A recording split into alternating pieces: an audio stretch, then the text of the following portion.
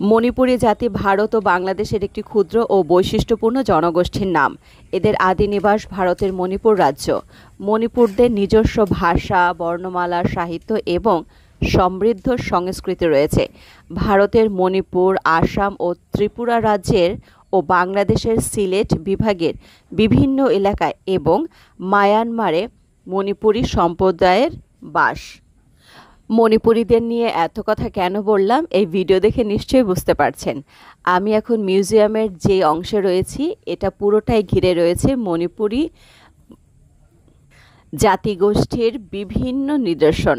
তাদের বিয়ের পোশাকগুলো কেমন হয়, তারা কী ধরনের বাদ্যযন্ত্রগুলো ব্যবহার করে তাদের গান বাজনার ক্ষেত্রে, তারপর হচ্ছে তারা কী ধরনের আসবাবপত্র তাদের দৈনন্দিন জীবনে ব্যবহার করে। আমার আসলে খুব ভালো লাগলো, তাই আপনাদের সঙ্গে শেয়ার করতে একটু ভুল করলাম না।